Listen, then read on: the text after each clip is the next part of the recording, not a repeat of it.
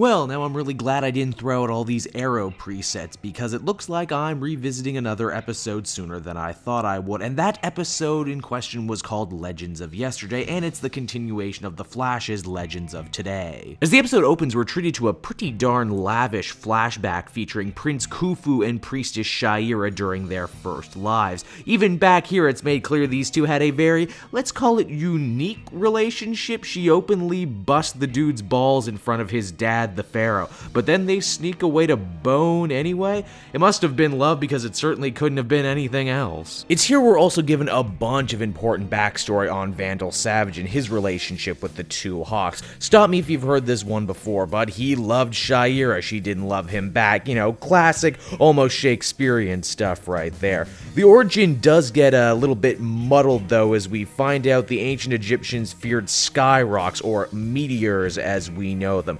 Were it these meteors that gave Vandal his immortality? Maybe. He seemed to survive a knife attack, which makes me feel like he was already immortal at this point. And then we see that those same meteors are also where the magical nth metal comes from that makes the Hawks weapons, so I don't know, there's a lot going on in this episode. The heroes all decide to take a retreat to a farmhouse and plan their next move against Savage. Oh my, yes, they do indeed make an Avengers 2 joke here. Again, one of the strongest things about Legend of Yesterday, and indeed this two-parter as a whole, is just how much space to breathe every character gets. Each one gets their moments, be it the two Hawks remembering their past lives, Cisco feeling sad about losing Kendra to her soulmate from, you know, history's past, but also trying to help her in ways that Carter really can't. Or perhaps the biggest side plot of all, Ollie discovering he has a son. This storyline, interestingly enough, being first hinted at in another crossover episode.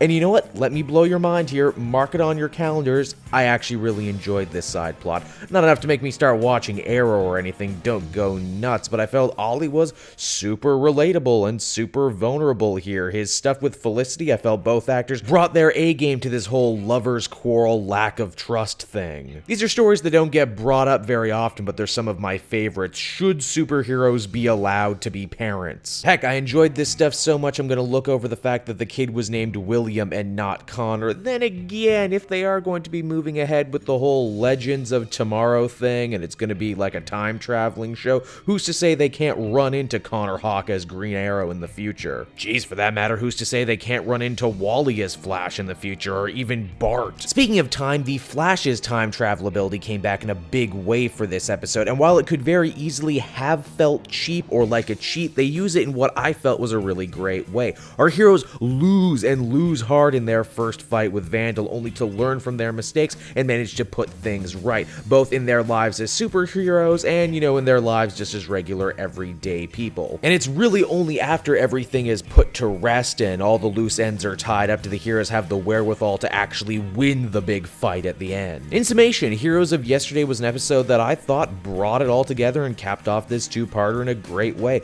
This might be the most I've ever enjoyed an episode of Arrow ever. Who am I kidding? It is the most I've ever enjoyed an episode of Arrow ever. Maybe it's because the cast was, you know, much smaller, or at least more selective in how they used them, but it did make me feel very confident about the future of the CW/DC universe as it is, and it certainly got me excited for Legends of Tomorrow if I wasn't already. I give this episode an 8.5 out of 10. Hey everyone, thanks so much for watching my newest video. I hope you enjoyed it, and I hope you'll feel like checking out some more videos I have on offer here at Cape Joel.